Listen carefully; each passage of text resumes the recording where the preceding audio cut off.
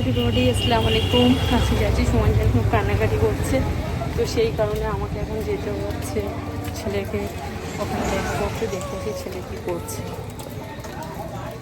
তো বন্ধুরা, সকাল থেকে মনটা খারাপ ছিল। কাল রাতে বাবুদের ফোন এসেছিলো যে বাবুরা কান্নাকাটি করছে, তো আমি আবার ভালো করে বুঝিয়ে সুঝিয়ে আসলাম। এখন আলহামদুলিল্লাহ মনটা ফিরিয়ে আছে, ওরাও বুঝে গেছে। অনেক খাবার টাবার এটা ওটা নিয়ে গেছিলাম, বাচ্চারা তো একটু খাওয়ার জিনিসপত্র পেলে আবার খুশি হয়ে যায়।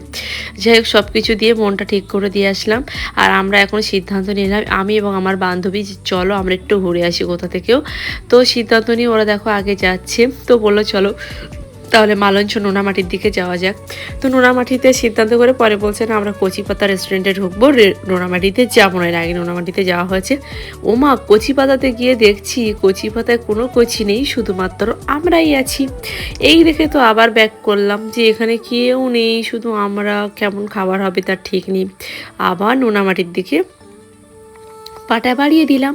দেখো ফাইনালি আমরা নোনামাটি চলে এসেছি। আর এই নোনামাটির কাকুটা ডায়লগ দেওয়ার প্রচুর ফার্স্ট, ইনি সবসময় বলে ওয়েলকাম নোনামাটি, ওয়েলকাম নোনামাটি। যাই হোক, সত্যি ফাইনালি সবুজে প্রকৃতিতে ভরা একদম নোনামাটির এই পৃথিবীটা খুবই সুন্দর।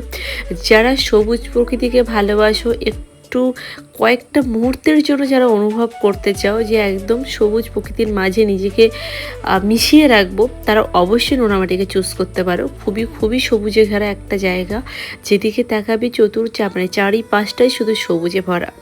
তো চলো, প্রিয়াঙ্কাও চলে এসেছে, কিছু কথা শুনে নিই। হাই বেবি, ব্লগে ছাড়বো বাবু, করে দাও একটু, আমার জিয়ান হলে এক্ষুনি দিত।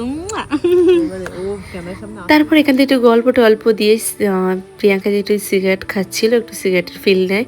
তারপরে আমরা এদিকে চলে এসেছি মোমো খেতে। তো চলো, মোমো আর স্যুপ একটু খেয়ে নিলাম গরম গরম। আর বিশ্বাস করো, খুব ঠান্ডা ওয়েদার ছিল, ভীষণ বৃষ্টি হচ্ছিল। আর গরম গরম যেই স্যুপ পেয়েছি না, মনে হচ্ছে মনটা একদম উফ, শান্তি লেগে গেছে, পুরো শান্তি। তো চলো এবার বাড়ির দিকে একটু যাওয়া যাক। বাবু চলে এসেছি। কোথায় এসেছি বলো তো একটু, বলো বলো। তুমি আমার সঙ্গে থাকলে ব্লগে মিশে যাবে। জায়গাটা কোথায় বলো তো, বলো। নোনামাটি। জোরে বলো, জোরে।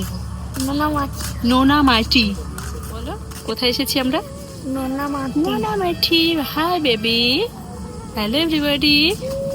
চলো স্লো স্লো স্লো, আমরা পিছিয়ে পিছিয়ে যাচ্ছি, কারণ হচ্ছে, ঠিক আছে চলো আমরা পিছিয়ে পিছিয়ে যাচ্ছি। তো বন্ধুরা, এবার কিন্তু ফাইনালি আমরা বাড়ি চলে যাচ্ছি। আর খুব মিস করবো সব কিছু মিলিয়ে। যাই হোক, প্রিয়াঙ্কার কিছু বাজার ছিল, চলো বাজারটা আগে সেরে নিই, তারপর কথা হচ্ছে। বাজার করছো? পেঁয়াজ, পেঁয়াজ,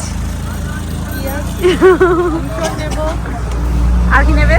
রসুন, বাঁধাকপি নেবো না, রান্না করার রান্না করতে পারি না। আচ্ছা আচ্ছা।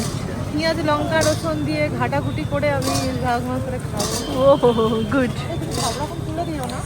তো বন্ধুরা, প্রিয়াঙ্কার এদিকে বাজারঘাট কমপ্লিট, এবার আমরা বাড়ি যাব আর একটু ফুচকা খেয়ে নিই। আজকের মতো ছোট্ট ব্লগটা এখানেই এন্ড করে দিলাম। টাটা, বাই বাই, সবাই ভালো থেকো, সুস্থ থেকো, আল্লাহ হাফিজ, আসসালামু আলাইকুম, আবার দেখা হবে।